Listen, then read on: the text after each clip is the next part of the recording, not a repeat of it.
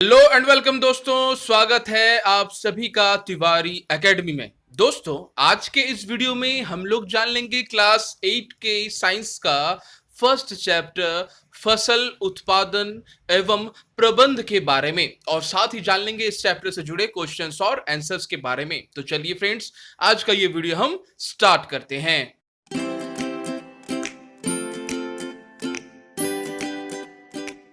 तो फ्रेंड्स, जैसा आप सभी देख पा रहे हैं, इस चैप्टर्स का हेडिंग है फसल उत्पादन एवं प्रबंध के बारे में। तो फ्रेंड्स, चलिए सबसे पहले हम यह जान लेते हैं कि आखिर इस चैप्टर्स में आपको कौन सी बातें बताई गई हैं।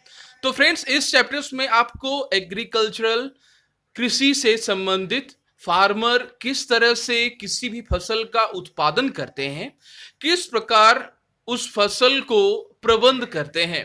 प्रबंध करने का तात्पर्य यह है कि किस प्रकार उसका निपटान करते हैं, किस प्रकार से उसका रखरखाव कर रहे हैं, पूरी काम को, किसी भी उद्देश्य को पूरा करने के लिए उस काम को, उस विशेष काम को किस तरह से वो कार्यान्वित करते हैं, वह होता है प्रबंध। ठीक है ना फ्रेंड्स? तो फसल से जुड़ी उन सभी बातों को आपको इस चैप्टर्स में बताई जाएगी, जो आपको फ्यूचर में, भविष्य में एग्रीकल्चरल अगर लेकर आप पढ़ते हैं, एग्रीकल्चर को लेकर, तो वह आपको काफी मददगार साबित हो सकती है। ठीक है ना फ्रेंड्स? तो फ्रेंड्स, इस चैप्टर्स में हम लोग सबसे पहले जान लेंगे इस चैप्टर्स के हेडिंग्स के बारे में। जैसा इस चैप्टर्स के हेडिंग्स में ही बताया गया है, फसल उत्पादन एवं प्रबंध, यह है चैप्टर्स का हेडिंग। ठीक है ना फ्रेंड्स? जैसा कि आप सभी देख पा रहे हैं। तो सबसे पहले हम लोग जान लेंगे कि आखिर ये फसल कहने का तात्पर्य आखिर क्या होता है। तो फ्रेंड्स, जैसा आप सभी जानते हैं, वे सभी प्रकार के पौधे जो एक ही तरह के दिखाई देते हैं, जिन्हें बोया जाता है, जिनकी पैदावार की जाती है, ठीक है ना, जिनका उत्पादन किया जाता है। कहां पर किया जाता है? तो खेतों में, बड़े जगहों में, काफी सारे बड़े जगहों को लेकर काफी बड़े पैमाने में जिस पौधों की पैदावार की जाती है, उसे हम फसल कहते हैं। तो अब है, फसल कहने का तात्पर्य आखिर क्या है। तो फ्रेंड्स, क्या रुई एक फसल है? तो फ्रेंड्स, जितने भी वे सभी पौधे हैं जिनकी उगाई की जाती है, जिनको पैदावार किया जाता है, जिनकी, ठीक है ना, वे सभी फसल कहते हैं उन्हें हम। जैसे एग्जाम्पल के रूप में रुई भी एक फसल है, और मूंग का उत्पादन, मूंग दाल के लिए जिस फसल को हम, जिस पौधे को हम रोपण करते हैं, वह भी फसल कहलाती है। धान, चावल, गेहूं, रुई या फिर कपास या फिर जूट, ये सभी ही फसल है। याद रखना है आपको बातों को, ठीक है ना। अब है आपको जानना कि आखिर ये उत्पादन शब्द का आखिर क्या मतलब है। तो फ्रेंड्स, उत्पादन कहने का तात्पर्य होता है वे सभी चीज जिसकी पैदा की जाती है, वे सभी चीज जिनको पैदा किया जाता है, ठीक है ना। अब पैदा करने का तात्पर्य है जिन्हें तैयार की जाती है, जिन्हें काफी लोगों की सहायता से जिन्हें तैयार किया जाता है, जिन्हें बनाया जाता है। तो फसल, ठीक है ना, फसल के उत्पादन यानी फसल को हम किस तरह से तैयार या पैदा करते हैं, उसके बारे में है। और साथ में प्रबंध के बारे में हम लोग जान लेंगे कि आखिर ये प्रबंध कहने का तात्पर्य आखिर क्या है। तो फ्रेंड्स, प्रबंध का मतलब होता है किसी भी उद्देश्य को पूरा करने के लिए, जब भी हम किसी दो या दो से अधिक लोगों का एक समूह होता है, किसी भी उद्देश्य को पूरा करने के लिए जब दो या दो से अधिक लोगों का एक समूह को बनाया जाता है, उसका एक निर्दिष्ट कार्यक्रम तैयार किया जाता है कि इस उद्देश्य को पूरा करना है, इसके लिए हमें कौन सी क्रियाएं करनी है, उन्हें हम प्रबंध कहते हैं। यानी इस चैप्टर्स में आपको फसल, ठीक है ना, फसल क्या है, उसके उत्पादन से जुड़ी बातों को, ठीक है ना, और साथ में उस उत्पादन को हम किस तरह से प्रबंध करते हैं, ठीक है ना, उसके लिए कौन सी क्रियाएं हम करते हैं, उत्पादन के लिए कौन से वो एक्टिविटीज करते हैं, कितने सारे लोग लगते हैं, कितने सारे किसान लगते हैं। ये उत्पादन एक आदमी से पॉसिबल नहीं होती है, याद रखना है आपको।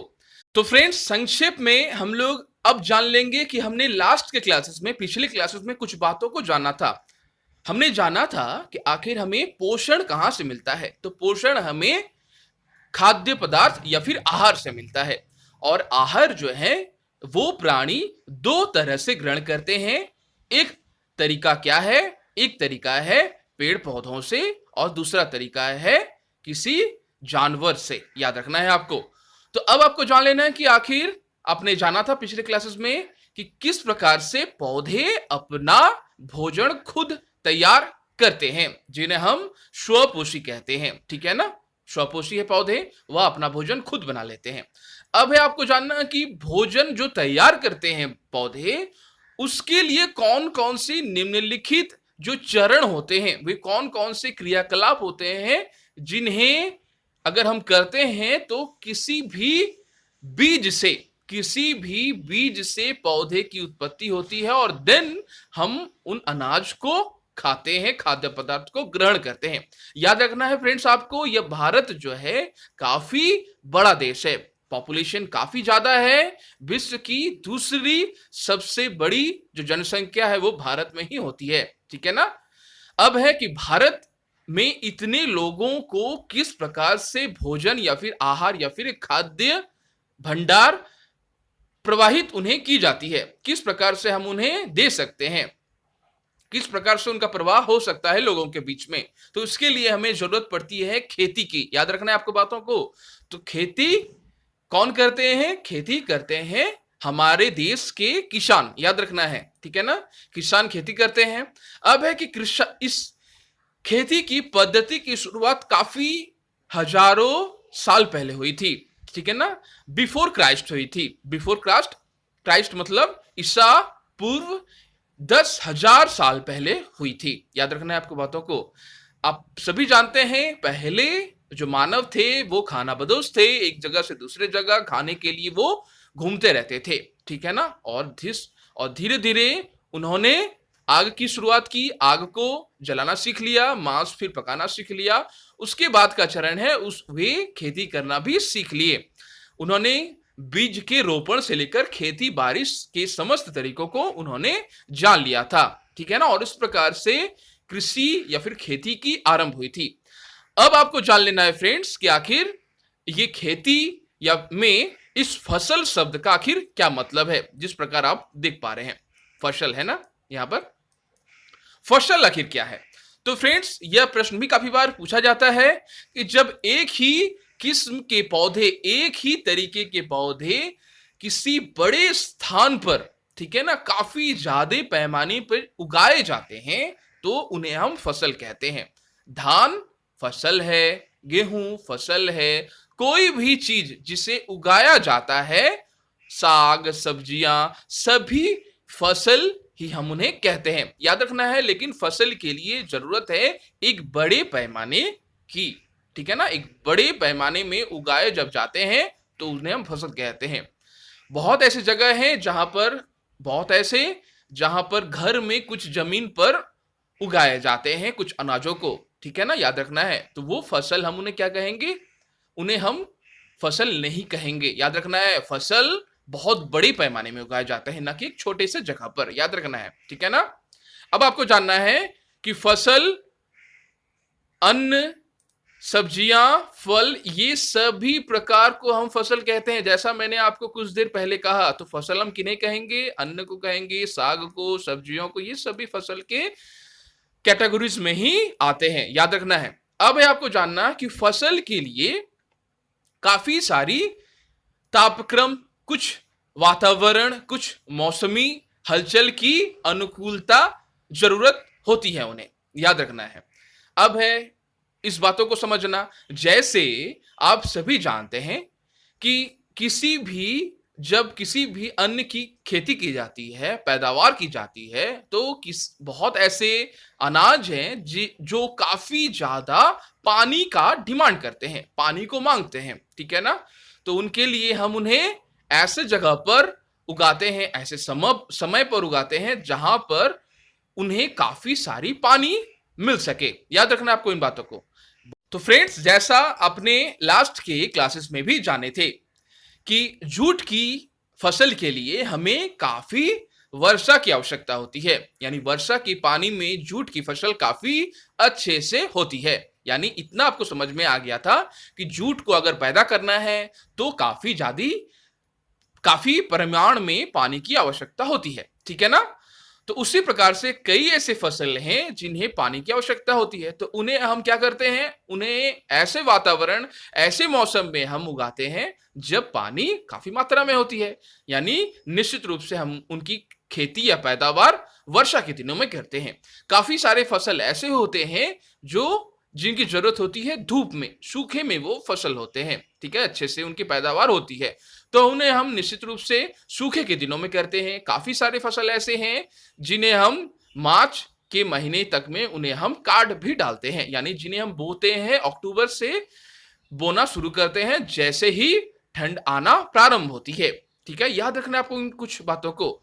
तो इसका मतलब ये हुआ बहुत ऐसे फसल या अनाज हैं जिन्हें बढ़ने के लिए, जिनकी अच्छी पैदावार के लिए वातावरण की अनुकूलता होनी चाहिए।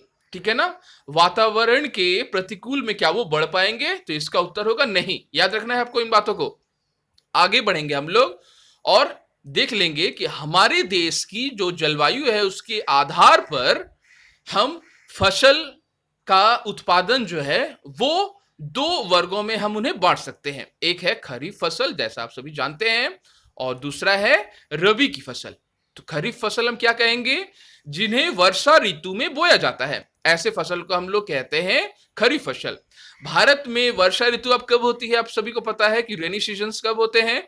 तो यह जून से सितंबर के बीच तक का ये मौसम होता है जहां पर मौसम जो है वो रेनी सीजन्स का होता है। उस समय जो फसल बोई जाती है वो है धान, ठीक है ना, मक्का, सोयाबीन, मूंगफली, इनके लिए कपास, जैसा मैंने कहा अपने लास्ट के चैप्टर्स में भी पढ़े थे।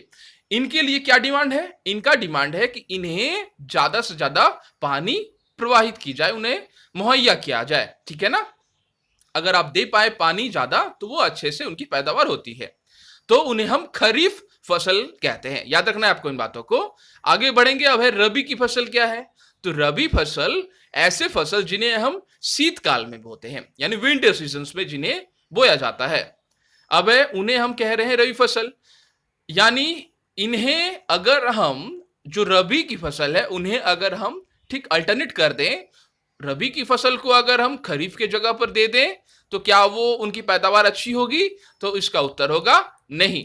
उसी तरह जो ऐसे फसल जो काफी डिमांड करते हैं पानी की, अगर उन्हें हम शीत ऋतु में अगर बो दें तो क्या उनकी पैदावार अच्छी होगी? तो इसका उत्तर होगा नहीं। याद रखना है आपको इन बातों को।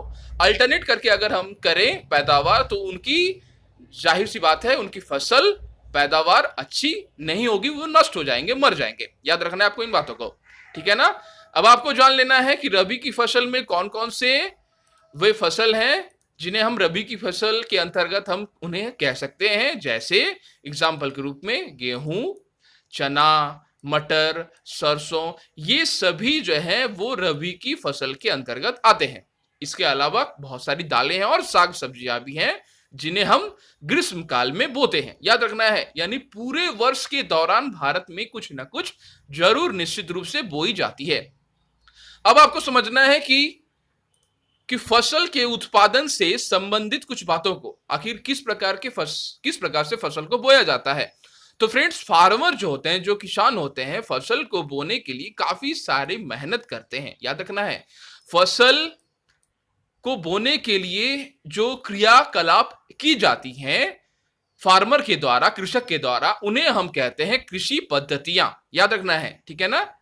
और कृषि पद्धतियों के कारण ही कोई भी फसल या अनाज की पैदावार काफी ज्यादा मात्रा में होती है, ठीक है। इससे उन्हें मुनाफा भी काफी ज्यादा होता है। किन्हें? फार्मर्स को, किसानों को। तो उनके लिए किस प्रकार से काम करनी पड़ती है उन्हें, चलिए देखते हैं। जैसे किसी भी फसल को अगर हमें तैयार करना है, उनकी पैदावार करनी है, तो सबसे पहला जो काम है मिट्टी को तैयार करना होता है, ठीक है ना। मिट्टी को अगर हम तैयार करेंगे तो अच्छी फसल होगी, या फिर उन्हें हम बुआई होती है। उसके बाद मिट्टी को तैयार करने के बाद उन्हें हम बीजों को बोते हैं, फिर खाद या उर्वरक को हम देते हैं, ठीक है ना। फिर सिंचाई की जाती है और खरपतवार को खरपतवार से उनकी सुरक्षा की जाती है फसलों या फिर अनाज की, और देन कटाई की जाती है, हार्वेस्टिंग किया जाता है, और फिर भंडारण या फिर स्टोरेज किया जाता है, यानी उनका रख रखाव किया जाता है। तो ये 7 पद्धतियां हैं जिनका ज्यादातर जो कृषक है उन्हीं को अनुसरण करते हैं, और किसी भी अनाज या फिर फसल को ज्यादा से ज्यादा पैदावार उनकी की जाती है। इनमें से अगर एक भी, इनमें से दिए गए क्रियाकलापों में अगर एक भी कामों को आप अच्छे से नहीं करते हैं तो निश्चित रूप से इनका प्रभाव फसलों पर आपको दिखेगा, उनकी पैदावार कम हो जाएगी, वो नष्ट हो जाएंगे। याद रखना है आपको, ठीक है ना, यानी जो नुकसान है वो कृषक को ही भुगतना पड़ेगा, याद रखना है आपको, ठीक है ना। तो फ्रेंड्स, सबसे पहले हमें जान लेना है कि आखिर कोई भी कृषक किस प्रकार से फसल के उत्पादन में अपना महत्वपूर्ण भूमिका अदा करते हैं।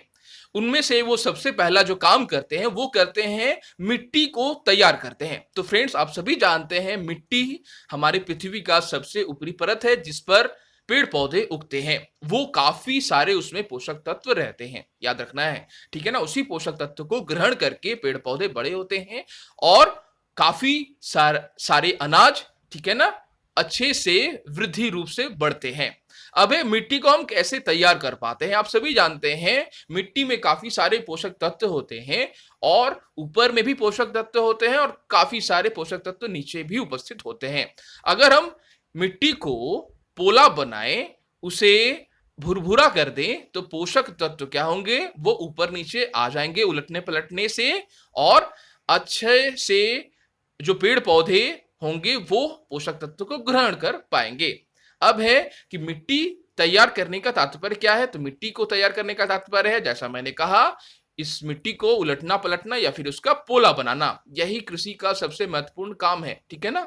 और मिट्टी पर ही डिपेंड करती है, मिट्टी पर ही निर्भर करती है कि किस प्रकार के फसल को उगा सकते हैं, यानी हर फसल के लिए स्पेशल रूप से मिट्टी की भी आवश्यकता होती है। आप सभी जानते हैं कि आखिर जो कपास की खेती होती है, कपास की खेती के लिए हमें काली मिट्टी की आवश्यकता होती है, याद रखना है। यानी मिट्टी के आधार पर ही फसलों को बोया जाता है, उनका उत्पादन की जाती है, उनकी पैदावार की जाती है, ठीक है ना।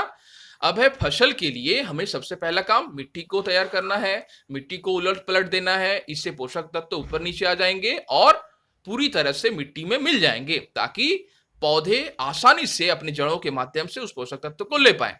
साथ में एयर, जो हवा है, मिट्टी में चली जाएगी और पेड़ पौधे की जो जड़ है श्वसन कर पाएंगे, याद रखना है आपको। और मिट्टी के उलटने पलटने से लाभ यह होगा, जो मिट्टी में जो सूक्ष्म जीव हैं वो भी ऊपर नीचे आ जाएंगे, वो भी अपने काम को अच्छे से कर पाएंगे।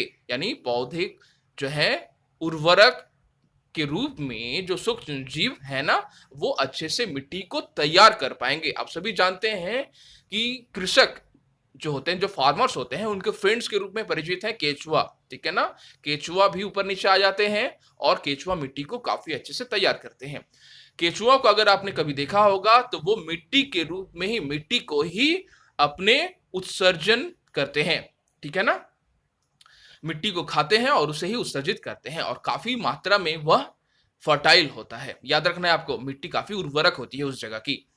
अब है आपको जानना कि आखिर किस प्रकार से जुताई का काम कहते हैं, किसे हम जुताई का काम कहते हैं। तो फ्रेंड्स, जैसा मैंने आपको स्टार्टिंग में ही बताया, मिट्टी को उलटने पलटने की जो प्रक्रिया है उसे हम जुताई कहते हैं। तो जुताई से लाभ यह होता है, जैसे न्यूट्रिएंट्स, जो भी पोषक तत्व मिट्टी में है वो चारों अच्छे से मिल जाते हैं और पौधे उसे ले पाते हैं। हवा भी अच्छे से चली जाती है, भुरभुरी हो जाती है मिट्टी। सीड, जो बीज हैं, उन्हें आराम से मिट्टी में बोया जाता है, ठीक है ना। अब है मिट्टी को समतल बनाना। जैसा आप सभी देख पा रहे हैं, जुताई करने के पश्चात मिट्टी को समतल बनाया जाता है। तो फ्रेंड्स, ये समतल आखिर करना क्यों आवश्यक है। समतल इसलिए करना आवश्यक है फ्रेंड्स, क्योंकि मिट्टी को अगर हम समतल नहीं करेंगे तो इरिगेशन, सिंचाई के दौरान जो पानी छिड़काव की जाती है वो पानी अच्छे से नहीं बह पाएगी, ठीक है ना। पानी के लिए समतल होना काफी आवश्यक है, याद रखना है। इसे हमें पीटना नहीं है, ठीक है ना। मिट्टी को पीटा नहीं जाता है, बल्कि उसे समतल बनाया जाता है, वो भुरभुरा अवस्था में ही, ठीक है ना। समझना है आपको बातों को। और बहुत ऐसे जगह हैं, बहुत ऐसे कृषक होते हैं जो मिट्टी को तैयार करने के साथ-साथ उसमें क्या करते हैं, खाद को मिला देते हैं, ठीक है ना? उर्वरक के रूप में, ताकि फसल की जो पैदावार होती है वो काफ़ी अच्छे रूप से हो सके।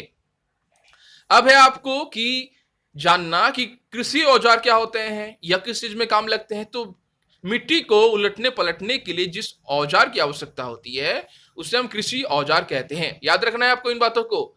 अब है कृषि औजार मुख्यतः रूप से आप देख पा रहे हैं मिट्टी को भुरभुरा बनाया जा रहा है, ठीक है ना? ये कृषक बना रहे हैं दो गाय या फिर बैलों की सहायता से, ठीक है? ये काफी परंपरागत माध्यम है। अब है हल के माध्यम से। हल के माध्यम से क्या हो रहा है, प्राचीन काल से परंपरागत रूप से हल का उपयोग कृषक करते आ रहे हैं, ठीक है ना? क्यों करते हैं?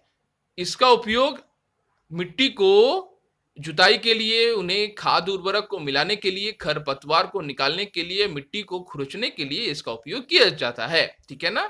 यह औजार लकड़ी का बना होता है। इसके कंस्ट्रक्शन के बारे में है, यह लकड़ी का बना होता है, ट्रायंगुलर होता है, ठीक है ना? त्रिभुजाकार होता है और तिकोनी एक जो मुंह है वो धरती पर धसी होती है और उसका, ठीक है ना, उसे हम फाल कहते हैं। और हल का जो शेफ्ट होता है उसका एक सिरा, उसके एक सिरे में क्या होता है, एक डंडा होता है जुड़ा और उसके दोनों तरफ बैलें होती हैं। याद रखना है बैलों की सहायता से मिट्टी की जुताई होती है, हल की सहायता से, जिसमें बैल का प्रयोजन होता है, बैल की आवश्यकता होती है। ये काफी परंपरागत, काफी प्राचीन पद्धति है, ठीक है ना? याद रखना है। और आजकल कैसे हो रहे हैं? आजकल ट्रैक्टर के माध्यम से ये खेती हो रही है, ठीक है ना? याद रखना है हल की जाती है कैसे? ट्रैक्टर के माध्यम से। ट्रैक्टर के पीछे नुकीले लोहे होते हैं और मिट्टी को खुरचने उलटने पलटने का काम ट्रैक्टर से होता है, न कि बैलों से।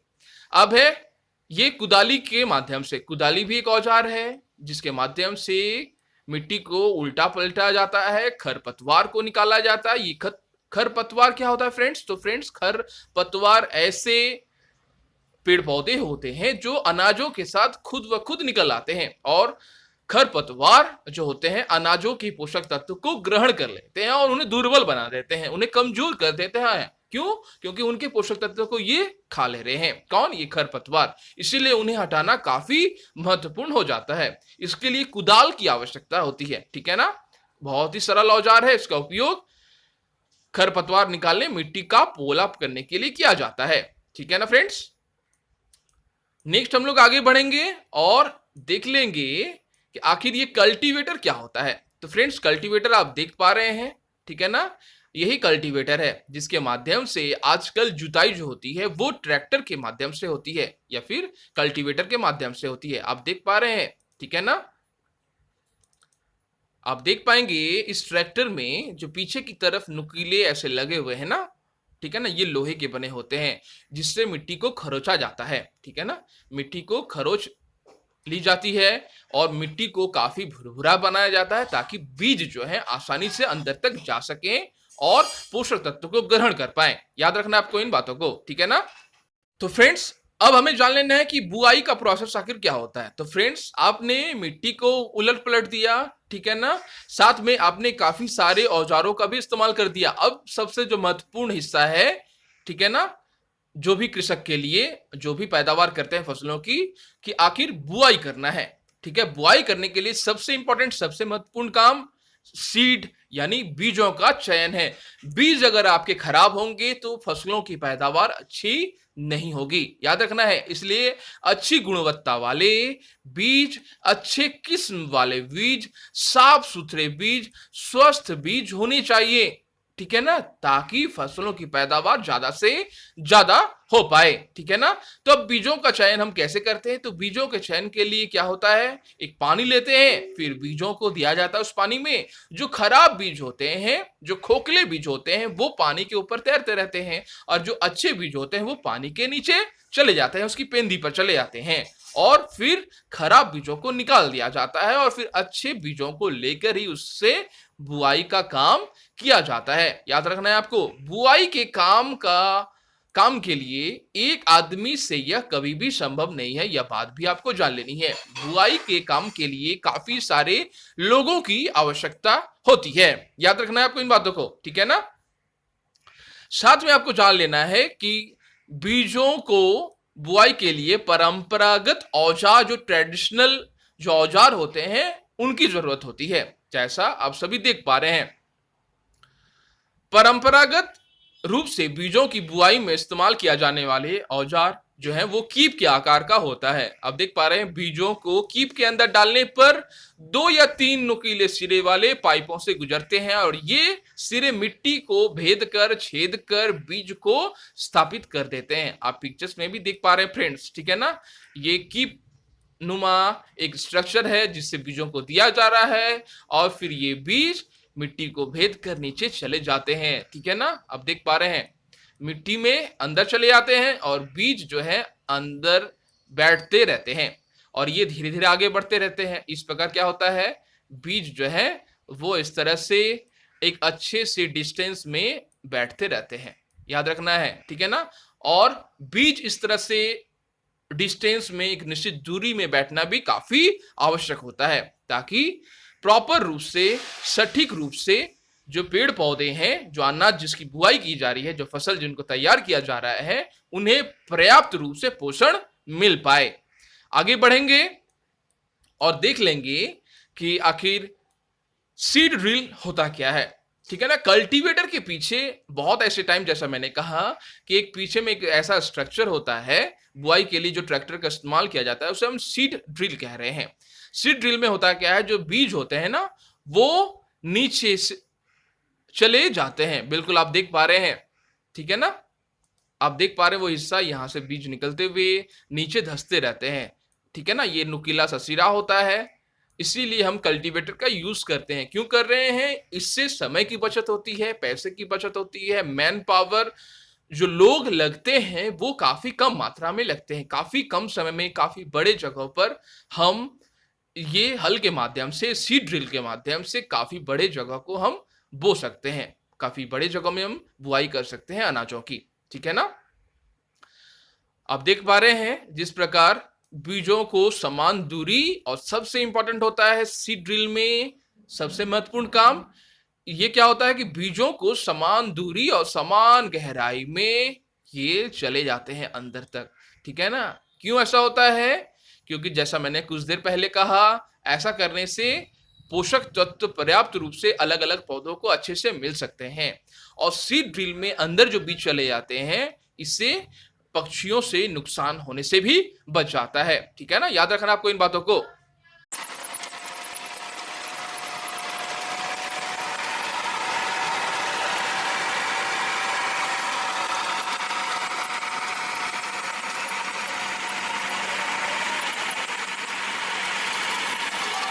फ्रेंड्स, अब हमें जान लेना है कि खाद्य एवं उर्वरक मिलाना, इस पॉइंट के बारे में, इस टॉपिक के बारे में, ठीक है ना फ्रेंड्स। तो फ्रेंड्स, सबसे पहले हम जान लेना है कि आखिर इसे मिलाना क्यों आवश्यक होता है, हम इसे क्यों मिलाते हैं, कोई भी कृषक या किसान क्यों इसका मिलान मिट्टी में करते हैं। तो फ्रेंड्स, सबसे पहले आपको जानना है कि आखिर किसी भी अनाज या फसल की जब पैदावार की जाती है बार बार से मिट्टी में, तो मिट्टी में पोषक तत्व होते हैं, उस पोषक तत्व को पेड़ पौधे ग्रहण करते हैं। इससे होता क्या है, मिट्टी में उर्वरक जो क्षमता होती है वो ह्रास होने लगती है, वो कमने लगती है। इसीलिए खाद्य को या फिर उर्वरक को मिलाना आवश्यक हो जाता है। समझना है आपको बातों को। जैसे आप देख पा रहे हैं, वे पदार्थ जिन्हें मिट्टी में पोषक स्तर बनाए रखने के लिए मिलाया जाता है, उन्हें खाद्य एवं उर्वरक कहते हैं। याद रखना है आपको इन बातों को, ठीक है ना। अब है कि आखिर क्यों मिलाते हैं। जैसा मैंने कहा, लगातार फसलों के उगने से मिट्टी में पोषक तत्व की कमी ना हो। आप देख पा रहे हैं, लगातार फसलों के उगने से मिट्टी में पोषक तत्वों की कमी ना हो, इस क्षति को पूरा करने के लिए किसान खेतों में खाद देते हैं। यह प्रक्रम खाद देना हम उसे कहते हैं, ठीक है ना। और खाद जो है वो 2 प्रकार के हो सकते हैं, एक रासायनिक और एक कार्बनिक, याद रखना है, या फिर जैविक। जैविक खाद क्या है, तो जैविक खाद वे खाद्य हैं, आप सभी ने लास्ट के क्लासेस में भी पढ़े थे फ्रेंड्स। वे जैविक खाद्य या फिर कार्बनिक खाद्य वे हैं जो पेड़ पौधे या फिर जंतु के सड़ने गलने से बनते हैं, ठीक है ना। और उनका उपयोग ही किसान क्या करते हैं, उस जमीन पर करते हैं जहां पर फसलों को उगाया जा रहा है, क्योंकि उसमें काफी सारे पोषक तत्व भरपूर मात्रा में होते हैं। उस पोषक तत्व को ग्रहण करके अनाज या फिर फसल काफी, उनकी पैदावार काफी अच्छी होती है। याद रखना है आपको इन बातों को, ठीक है ना। नेक्स्ट हम लोग आगे बढ़ेंगे और जान लेंगे कि आखिर रासायनिक खाद होते क्या है। उर्वरक रासायनिक किस प्रकार के होते हैं। आपने उर्वरक जाना जैविक, ठीक है ना, या फिर कार्बनिक, कार्बन से बने, ठीक है ना, पेड़ पौधे के सड़ने गलने से बने या फिर जंतुओं के सड़ने गलने से बने, ठीक है ना। जो भी कि हम अपने रसोई घर में आप देखते हैं बहुत सारे कचरे बनते हैं, उस कचरों का निपटान कैसे किया जाता है, मिट्टी में अगर हम दे दें फिर उन्हें ढक दें तो बहुत दिन बाद होता है वो उर्वरक के रूप में तैयार हो जाते हैं। आपने लास्ट के क्लासेस में भी पढ़े थे, ठीक है ना। वे उर्वरक जो होते हैं वो जैविक होते हैं या फिर कार्बनिक होते हैं, ठीक है ना। काफी पोषक तत्व भरपूर मात्रा में उन्हें होते हैं। अब है आपको जानना कि उर्वरक जो रासायनिक पदार्थ होते हैं वो आखिर क्या होते हैं। तो विशेष पोषक तत्व से वो समृद्ध होते हैं, वो एक ही प्रकार के पोषक तत्व से समृद्ध होते हैं। कौन? जो उर्वरक जो रासायनिक वाले होते हैं, जैसे एग्जाम्पल के रूप में यूरिया, अमोनिया या फिर सल्फेट, सुपर फॉस्फेट, ये एक प्रकार के रासायनिक उर्वरक में एक ही प्रकार की जो पोषक तत्व प्रेजेंट होते हैं। याद रखना है, अभी ज्यादा से ज्यादा 2-3 तरह के पोषक तत्व एक ही प्रकार के रासायनिक उर्वरकों में मौजूद होते हैं। अब है कि इनका जो उपयोग करना काफी हानिकारक माना जाता है, इसका उपयोग अच्छा नहीं माना जाता है। इसके पीछे का कारण क्या है? क्योंकि ये मिट्टी को प्रदूषित करते हैं, ये रासायनिक होते हैं, इन्हें फैक्ट्रियों में तैयार की जाती है, इसे मनुष्य तैयार करते हैं। और जो जैविक होते हैं, जो कार्बनिक होते हैं, वो नेचुरल होते हैं, वो प्राकृतिक रूप से बनते हैं। और प्राकृतिक रूप से बना हुआ कोई भी चीज कभी भी हानिकारक नहीं होता है। मनुष्य जब इंटरफेयर करते हैं उस चीज में तो वह चीज हानिकारक बन जाती है। याद रखना है आपको इन बातों को, ठीक है ना। तो मिट्टी में उपयोग करने से रासायनिक उर्वरक मिट्टी को प्रदूषित करते हैं। याद रखना है, काफी मात्रा में, ज्यादा मात्रा में भी रासायनिक उर्वरकों का प्रयोग खेती बाड़ी में नहीं किया जाना चाहिए। ये बात भी आपको याद रखनी है। तो फ्रेंड्स, अब हम लोग जान लेंगे कि खाद्य के लाभ आखिर क्या है। जो जैविक खाद्य का हम उपयोग कर रहे हैं, ठीक है ना, सिंचाई वाले जगहों पर, फसलों वाले जगहों पर, उससे लाभ क्या होती है। तो फ्रेंड्स, लाभ यह होती है कि यह मिट्टी की जल धारण क्षमता बढ़ाती है। कौन? जो जैविक वाले खाद होते हैं, जो कार्बनिक वाले खाद होते हैं। इससे मिट्टी भुरभुरी होती है, उसके बाद सरंध्र हो जाती है, जिसके कारण से गैसों का आदान प्रदान होता है। इसके साथ मित्र जीवाणुओं की संख्या में वृद्धि होती है। जैविक खाद्य पदार्थ से मिट्टी के गठन में सुधार होती है, ठीक है ना। मिट्टी के पोषक तत्वों की कमी नहीं होती है और साथ ही इतने सारे लाभ होते हैं, ठीक है ना। मिट्टी की जलधारा की क्षमता बढ़ती है, मिट्टी भुरभुरी होती है, काफी सारे गैसों का आदान प्रदान होता है, मिट्टी में जीवाणु की संख्या बढ़ती है। और वहीं दूसरी ओर रासायनिक खादों में इतने सारे काम नहीं कर पाते हैं। रासायनिक खाद्य वो मिट्टी में जलधारा की क्षमता को भी नहीं बढ़ा पाते हैं और न ही मिट्टी को भुरभुरी बना पाते हैं और न ही जीवाणु नहीं पनप पाते हैं। याद रखना है, आपने लास्ट की क्लासेस में भी जाने थे, ठीक है ना। कृत्रिम प्लास्टिक्स जो होते हैं, जो प्लास्टिक्स बनाए जाते हैं, उन्हें निपटान करना असंभव होता है, क्योंकि रासायनिक वाले चीजों में जो सूक्ष्म जीव होते हैं वो पनपते नहीं है, ठीक है ना। उनका इसलिए निपटान भी काफी लाखों साल लग जाते हैं, फिर भी नहीं हो पाता है। इसलिए जो रासायनिक खाद है उनका जो उपयोग है ज्यादा से ज्यादा नहीं करना चाहिए और न ही किसान करते हैं इसका उपयोग, ठीक है ना। याद रखना है आपको इन बातों को। तो फ्रेंड्स, अब हम लोग जान लेंगे खाद्य के बाद सिंचाई के बारे में। तो फ्रेंड्स, सिंचाई क्या होता है? जीवित रहने के लिए जल की आवश्यकता पृथ्वी के हर समस्त प्राणियों को होती है, उसी प्रकार से पौधों को भी होती है। तो अनाज फसलों को जल देना ही सिंचाई कहलाता है। याद रखना है, सिंचाई हर पौधे की आवश्यकता होती है, मूलभूत जरूरत होती है, ठीक है ना। पौधे में लगभग 90% जो होता है, 90% जल होता है। अब है, जल के ही कारण होता क्या है, बीजों का अंकुरण होता है। आपने लास्ट के क्लासेस में भी पढ़े थे, नमी के कारण अगर नमी मौजूद नहीं है तो बीजों का अंकुरण क्या हो पाएगा, तो इसका उत्तर होगा नहीं। ठीक है ना। अब है कि सिंचाई का एक निर्दिष्ट प्रक्रिया होती है। ठीक है ना। जैसे स्वस्थ फसल की वृद्धि के लिए मिट्टी को नमी बनाए रखने के लिए खेत को नियमित रूप से जल देना आवश्यक होता है। विभिन्न अंतराल पर खेत को जल देना ही सिंचाई कहलाती है। ठीक है ना। इसके अलावा जैसा मैंने कहा, बहुत ऐसे फसल हैं जो काफी सारे पानी की डिमांड करते हैं। ठीक है ना। उसे इसलिए वर्षा के समय में उन्हें बोया जाता है। वर्षा के पानी से वो आराम से पानी को वो ले सकते हैं, ग्रहण कर सकते हैं। ठीक है ना। साथ में आपको जानना है कि सिंचाई में, इरिगेशंस में आपको पानी की भी आवश्यकता होती है। जहां पर फसल पानी की डिमांड करते हैं, उन्हें पानी की जरूरत होती है। अब है पानी को किस प्रकार से हम फसलों तक पहुंचा पाएंगे, तो विभिन्न स्रोत क्या हैं, तो कुआं है, जलकूप है, तालाब है, झील है, नदियां है, बांध है, नहर है, इत्यादि जल के स्रोत हैं। काफी सारे स्रोत हैं जो सिंचाई में उपयोग होते हैं, जो कृषक उपयोग करते हैं। आप देख पा रहे हैं। ठीक है ना। ये है, इस प्रकार से बोट है, इस प्रकार से कृषक जो है कुआं से पानी निकालकर, ये देख पा रहे हैं सिंचाई वाले जो जगह है जहां से पैदावार की गई है, फसलों को उगाया गया है, कृषक दे रहे हैं। साथ में चेन पंप है, चेन पंप की सहायता से पानी दी जा रही है। ढेकली का उपयोग किया जा रहा है। ठीक है ना। ढेकली में होता क्या है, एक तरफ आप देख पा रहे हैं बीच से एक पॉइंट जहां पर एक लंबी सी लकड़ी नुमा स्ट्रक्चर होता है, जहां पर एक प्रकार से भारी पत्थरों को बांध दिया जाता है और यहां पर उससे जो है फिर डुबो दिया जाता है। ठीक है ना। और यह पानी निकालती है और फिर चारों तरफ से इन्हें दे दिया जाता है। ठीक है ना। याद रखना है आपको इन बातों को। साथ में ये राहट का भी उपयोग होता है, जहां पर ये काफी पुराना ट्रेडिशनल परंपरागत साधन है, माध्यम है।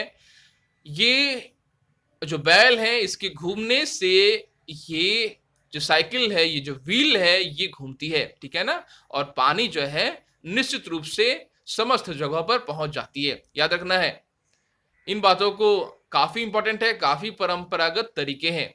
साथ में आपको जानना है कि परंपरागत तरीकों के साथ साथ अभी जो कृषक जिसका अनुकरण कर रहे हैं, वो है सिंचाई की आधुनिक विधियां। सिंचाई की आधुनिक विधियों को कहने का तात्पर्य जो मॉडर्न जो मेथड्स होते हैं, जिसमें हम जल के कम से कम परिमाण का उपयोग करके फसलों को अच्छे से उनका पैदावार हम कर सकते हैं। उसमें से पहला जो माध्यम है वो है छिड़काव तंत्र, स्प्रिंकलर सिस्टम। ठीक है ना। स्प्रिंकलर सिस्टम के माध्यम से एक पंप लगाया जाता है, आप देख पा रहे हैं कुएं के ऊपर, और पाइप की सहायता से जो है फसलों तक दी जाती है। ठीक है ना। आप देख पा रहे हैं पिक्चर्स में भी काफी अच्छे से आपको समझाया गया है। आप देख पा रहे हैं पाइपों की सहायता से खेतों तक पहुंचाया जाता है पानी को। ठीक है ना। याद रखना है। अब है कि ये जो पंप है, इसमें पाइपों का जो जगह है, ये पाइप निश्चित दूरी पर मुख्य पाइप से जुड़े होते हैं। जब पंप की सहायता से जल मुख्य पाइप में भेजा जाता है तो वह घूमते हुए नोजल से बाहर निकलता है और छिड़काव तंत्र होता है और समस्त फसलों पर यह पहुंच जाता है। दूसरा तरीका क्या है, ड्रिप तंत्र, ड्रिप सिस्टम। ये ड्रिप सिस्टम होता है क्या है, जहां पर पानी का काफी अभाव होता है, लेकिन फसलों की पैदावार तो करनी ही है। ठीक है। लेकिन पानी कम है, उस जगह पर ड्रिप तंत्र का इस्तेमाल किया जाता है। होता क्या है, चलिए इसे समझते हैं। इस विधि में जल बूंद बूंद करके पौधों की जड़ों पर गिरता है, अतः इसे ड्रिप तंत्र कहते हैं। फलदार पौधे, बगीचों, वृक्षों को पानी देना सर्वोत्तम तरीका है। इससे पौधों को बूंद बूंद करके जल प्राप्त होता है। इस विधि में जल बिल्कुल व्यर्थ नहीं होता है, अतः यह जल की कमी वाले क्षेत्र में एक वरदान साबित है। कौन सा तंत्र, ड्रिप तंत्र। आप देख पा रहे हैं पिक्चर्स में भी किस तरह से दिया गया है, बिल्कुल सेम मेथड है, लेकिन यहां पर स्प्रिंकलर नहीं है, यहां पर एक पाइप है, उससे एक नोजल जुड़ा हुआ है और जो बिल्कुल उसकी जड़ों पर बूंद बूंद करके पानी दे रहे हैं। फसलों के जड़ों पर देख रहे हैं ना, बूंद बूंद करके पानी गिर रहा होता है। ठीक है ना।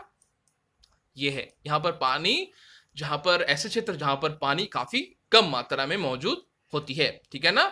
आगे बढ़ेंगे, जान लेंगे खरपतवार से आखिर सुरक्षा क्या होता है। तो फ्रेंड्स, खरपतवार से सुरक्षा फसलों को की जानी होती है, क्योंकि खरपतवार ऐसे अनचाहे पौधे होते हैं जो फसलों के साथ बड़े होते हैं और उनकी वृद्धि को रोकते हैं, उनके पोषक तत्व को छीन लेते हैं। याद रखना है। ठीक है ना। आप देख पा रहे हैं कि खेत में कई अन्य अवांछित पौधे प्राकृतिक रूप से फसलों के साथ उगते हैं, जिन्हें हम खरपतवार कहते हैं। ठीक है ना। खरपतवार को हटाने का जो माध्यम है उसे हम निराई कहते हैं। तो फ्रेंड्स, ये निराई क्यों किया जाता है? तो निराई इसलिए की जाती है, निराई क्योंकि खरपतवार जल, पोषक तत्व, जगह और प्रकाश की स्पर्धा कर फसल की वृद्धि को प्रभावित करते हैं। ठीक है ना। याद रखना है, जैसा मैंने आपको वीडियोस में भी बताए पहले। ठीक है ना। अब हमें आगे जानना है कि आखिर कटाई का माध्यम क्या होता है। ठीक है ना। तो फ्रेंड्स, कटाई वह माध्यम है, फसल जब पक जाती है, फसल के एक पक जाने के बाद उसके एक निश्चित समय आती है। ठीक है ना।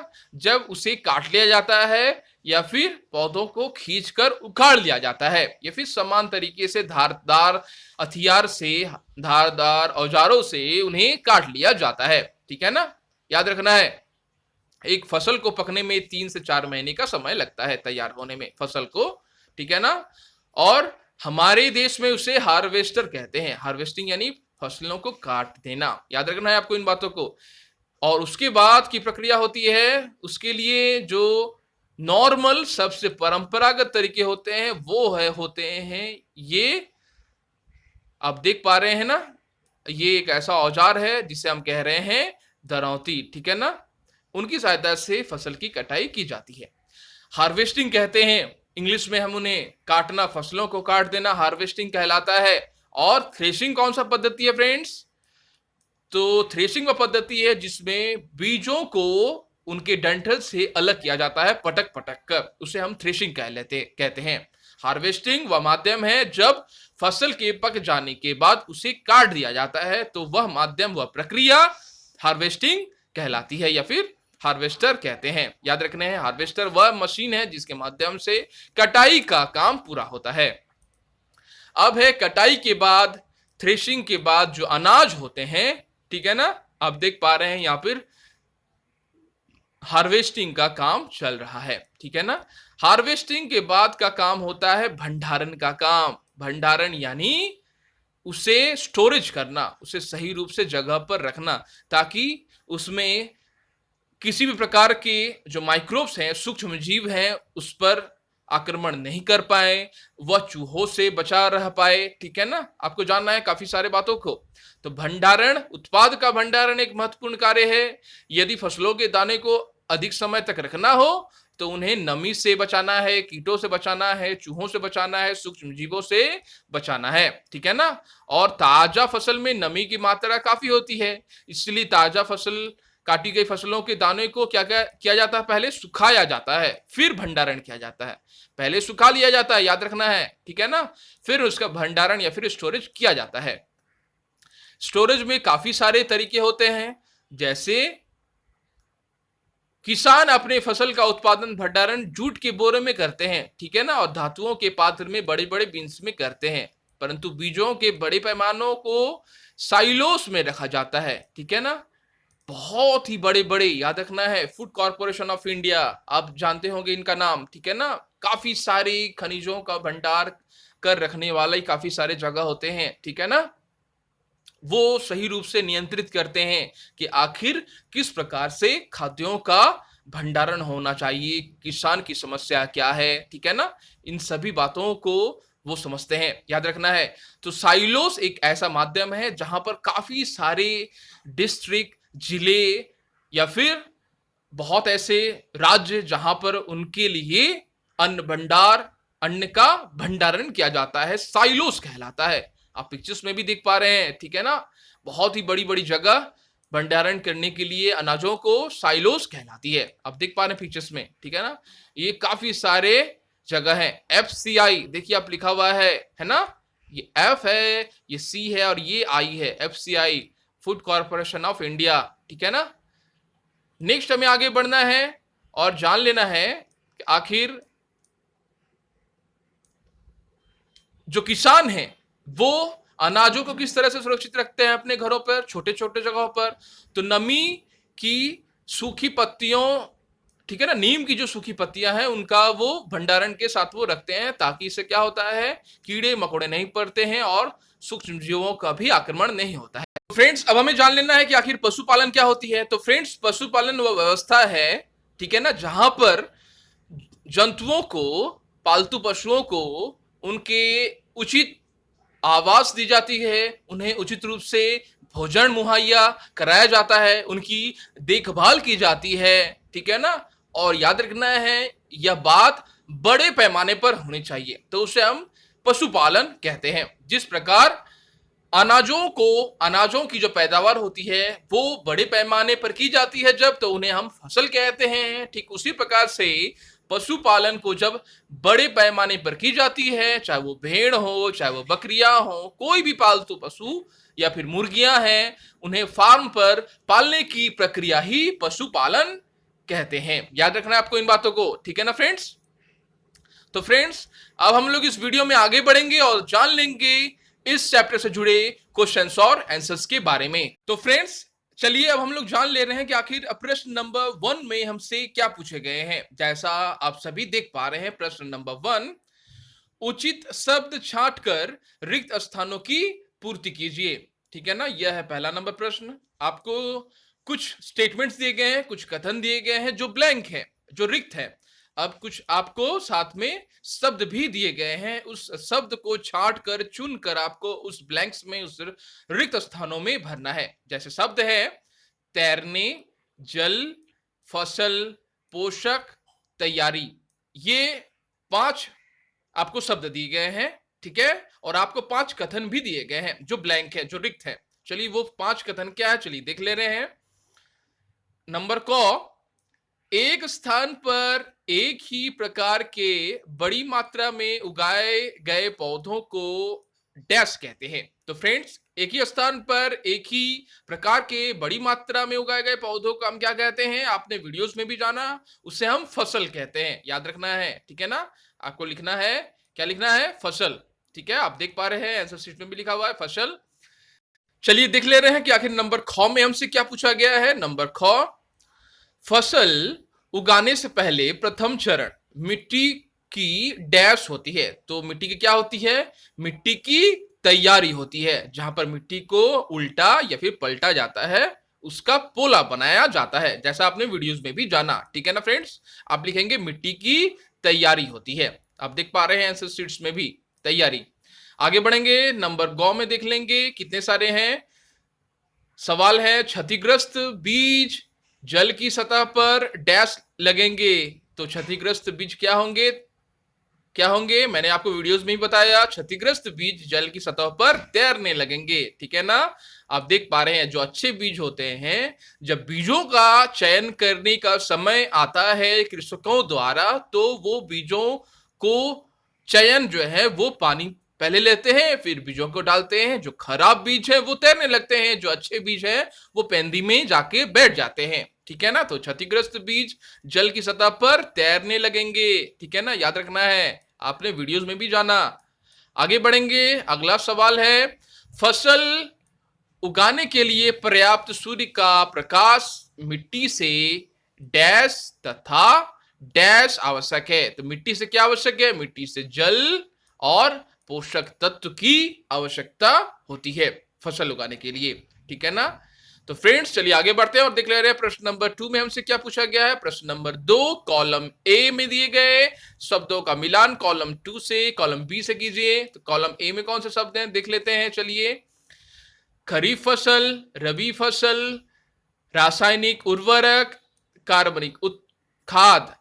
और नंबर कॉलम बी में है मवेशियों का चारा, यूरिया एवं सुपरफॉस्फेट, पशु अपशिष्ट, गोबर मूत्र एवं पादप अवशेष। नंबर डी में है गेहूं, चना, मटर।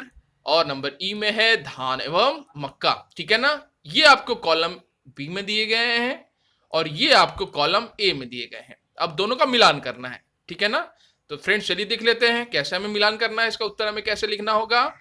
तो आप लिखोगे उत्तर में, आप देख पा रहे हैं कॉलम ए में, ठीक, और इधर कॉलम बी में, जो कॉलम ए में जो दिए गए शब्द हैं खरीफ फसल, उसके सामने आप लिखोगे धान एवं मक्का।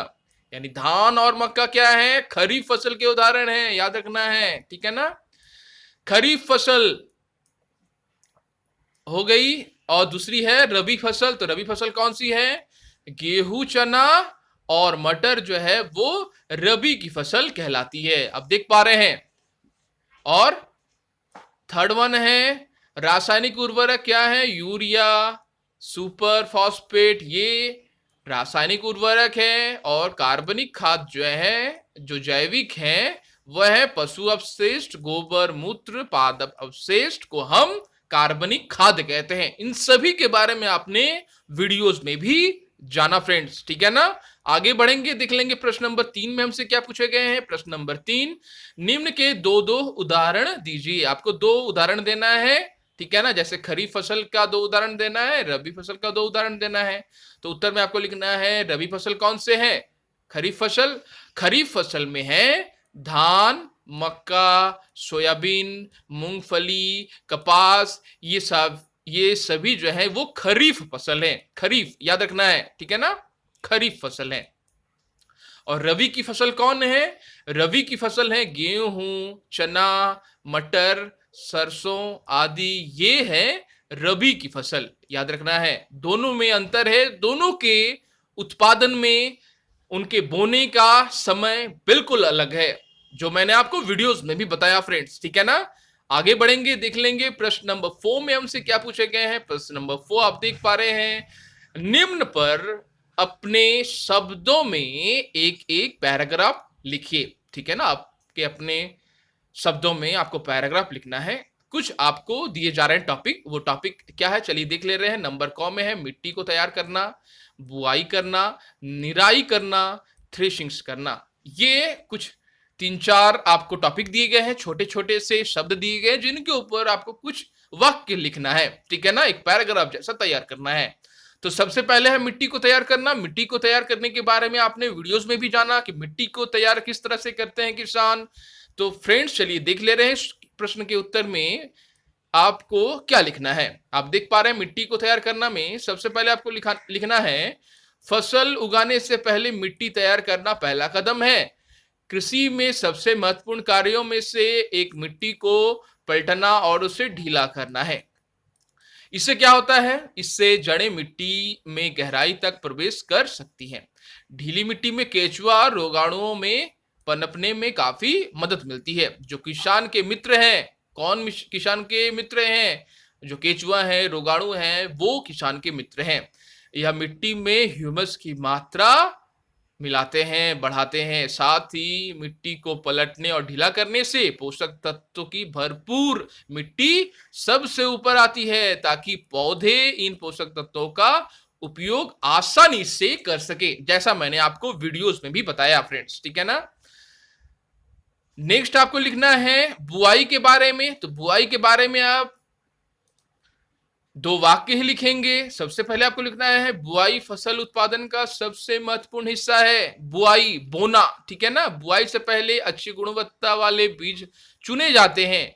अच्छी किस्म के बीज, ठीक है ना, अच्छे किस्म के स्वच्छ और स्वस्थ बीज होते हैं। बीज को सीड ड्रिल या फिर हाथों से बोया जाता है, जैसा मैंने आपको वीडियोस में भी बताया कि बीजों के बोने के जो तरीके हैं वो आखिर क्या है। ज्यादातर बीज सीड ड्रिल के माध्यम से बोए जाते हैं। बहुत ऐसे बीज हैं जिन्हें बोने के लिए लेबर्स या फिर अन्य लोगों की आवश्यकता होती है, याद रखना है आपको बातों को। निराई, निराई का काम क्या है फ्रेंड्स। तो फ्रेंड्स निराई खरपतवार, अवांछित पौधे जो फसलों के साथ उगते हैं और खरपतवार को निकालने को ही हम निराई के रूप में जानते हैं, ठीक है ना। ये कैसे पॉसिबल है, ये निराई कैसे संभव होती है। तो निराई हाथों से खुरपी जैसे औजारों का उपयोग करके या फिर 2,4-D, यह एक केमिकल है, ठीक है ना, एक रासायनिक चीज है, पदार्थ है। जैसे घास फूस, नासी या फिर वेडिसाइड्स का उपयोग करके खरपतवार को हटाया या फिर नष्ट किया जाता है। ठीक है ना, खेतों में खरपतवार को मारने के लिए इनका छिड़काव किया जाता है। इससे क्या होता है, जो खरपतवार होते हैं, जो वीड्स होते हैं, वो नष्ट हो जाते हैं।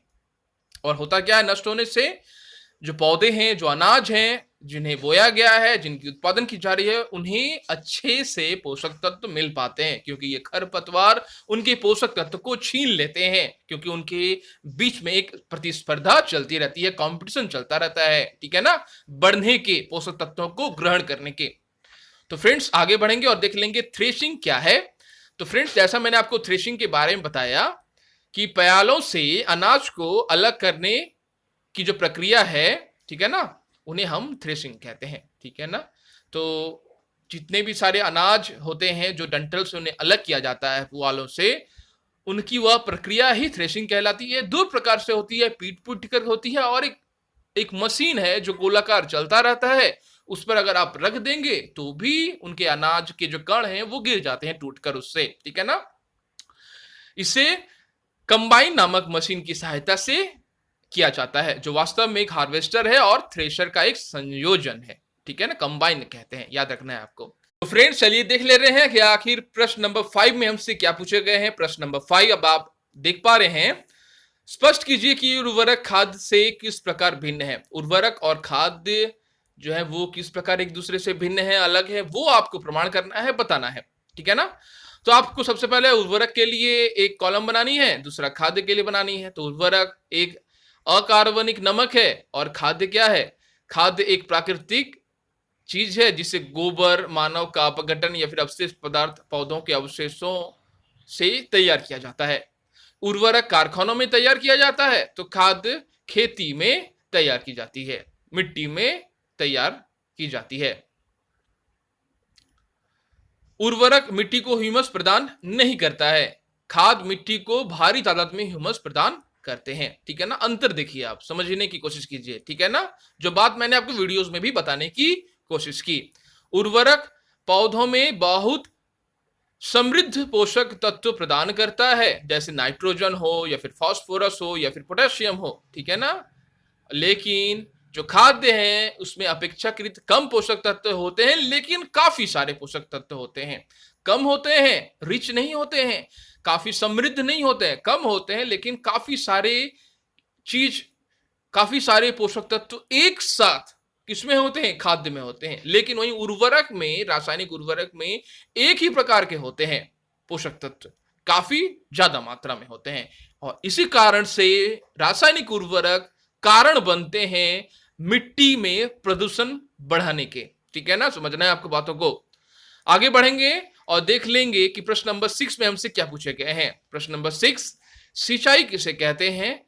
जल संरक्षित करने वाले सिंचाई की दो विधियों का वर्णन कीजिए। दो विधियों के बारे में आपने कुछ ही देर पहले जाना कि आखिर सिंचाई क्या है और दो प्रकार की विधि क्या है। एक स्प्रिंकलर सिस्टम था, छिड़काव वाला तंत्र, और एक ड्रिप सिस्टम था। ठीक है ना, दोनों के बारे में आपको बताना है। तो फ्रेंड्स चलिए देख ले रहे हैं इस प्रश्न का उत्तर हमें किस तरह से देना है।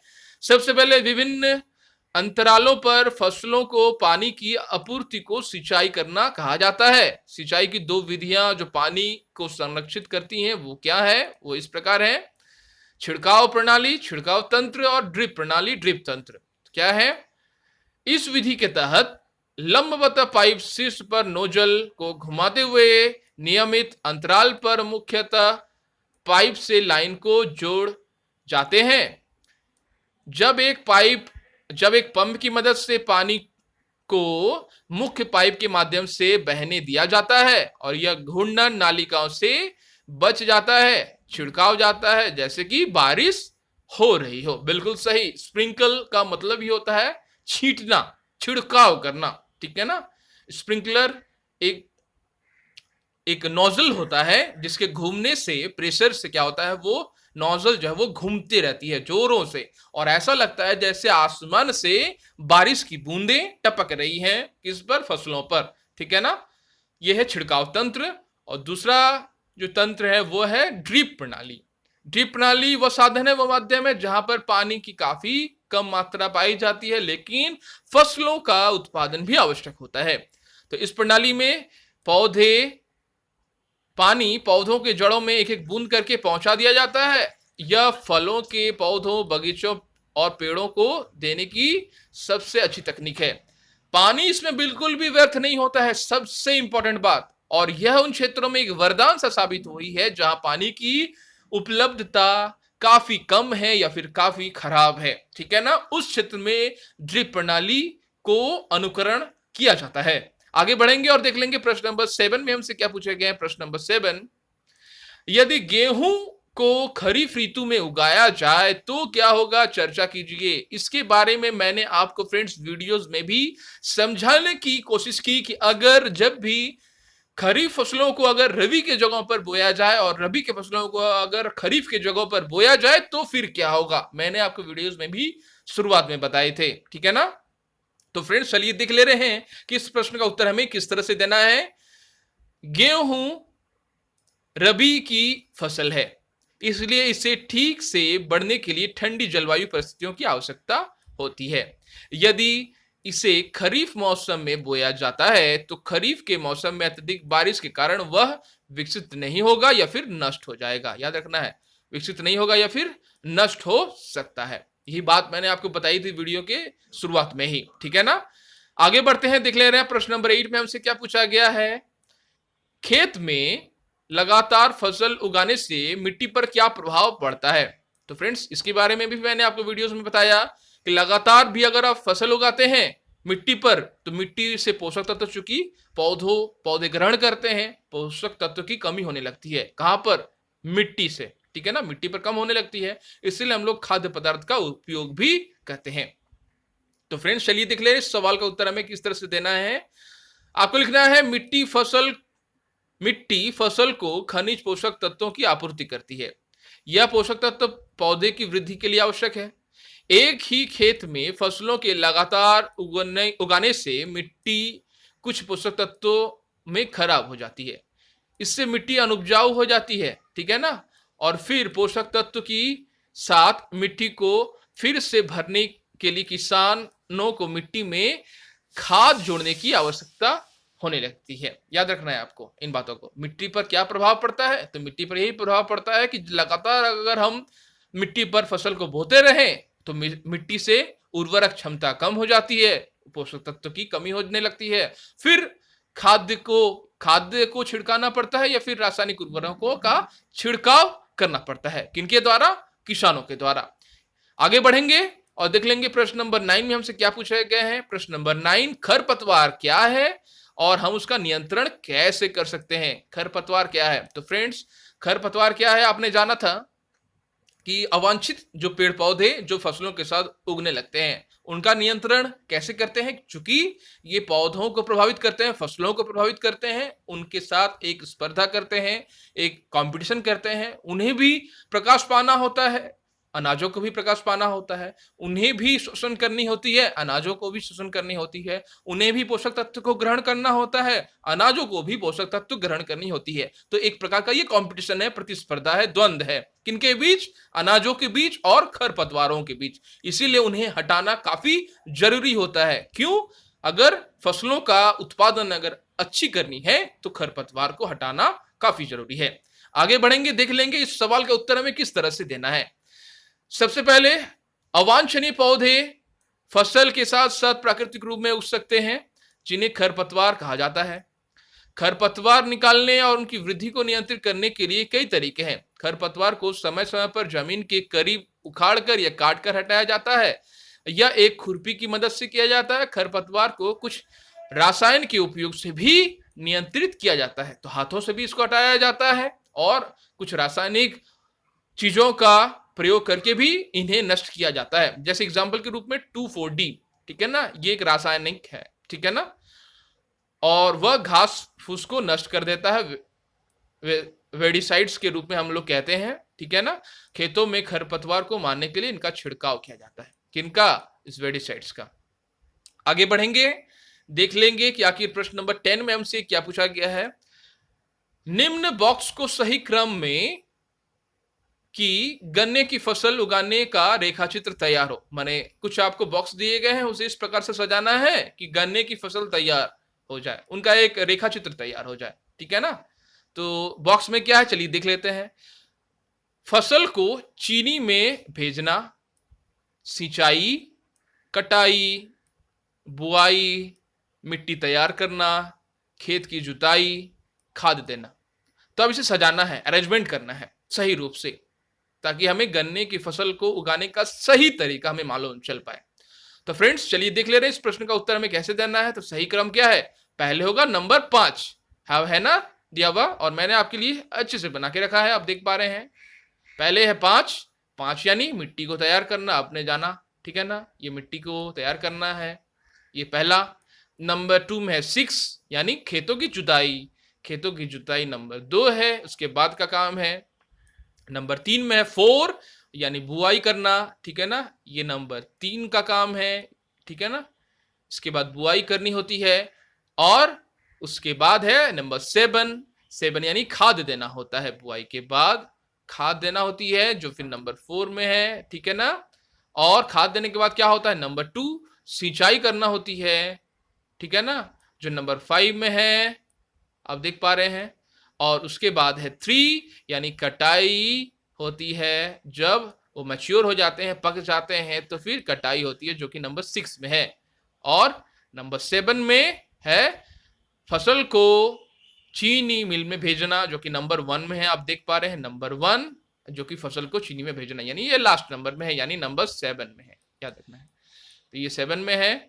तो इस तरह से यह एक तरीका हो गया या एक प्रक्रिया हो गई जहां पर हम गन्ने की फसल को उगा सकते हैं पूरी तरह से, ठीक है ना, सफल रूप से उगा सकते हैं। तो यह एक रेखा चित्र तैयार हो गया है।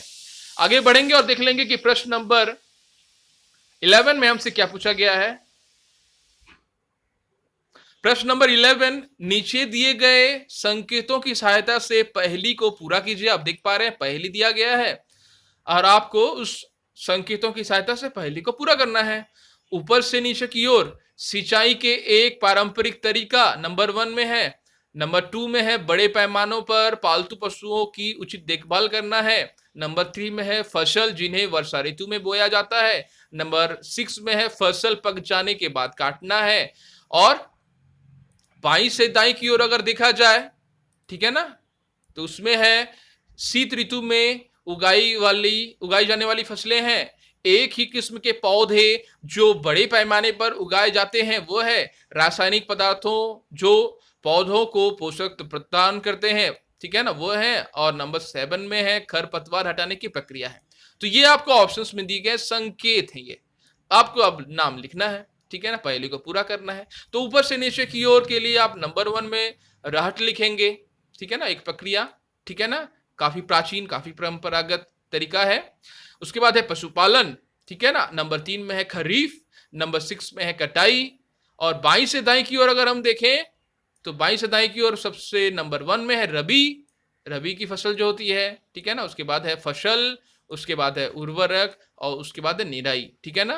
तो यहां पर नंबर के साथ आपको बता दिया गया है, आप देख पा रहे हैं नंबर, ये रॉ फॉ ये शू, इसमें संकेतों को जो दिया गया है आपको समझ कर पूरा करना है। और इसके लिए मैंने आपको पूरी तरह से इसका आंसर भी बता दिया है। ऊपर से नीचे की ओर क्या होंगे, ऊपर से नीचे यानी ऐसे, ठीक है ना, और बाईं से दाईं की ओर यानी ऐसे वाले में, याद रखना है, बाएं से दाएं यानी ऐसे वाले में और ऊपर से नीचे वाले में यानी ऐसे में, ठीक है ना। तो आपको मैंने बता दिया है कि किस तरह से इसे पूरा करना है, ठीक है ना फ्रेंड्स। तो फ्रेंड्स यह था आज का वीडियो और मिलते हैं हम लोग नेक्स्ट के वीडियोस में।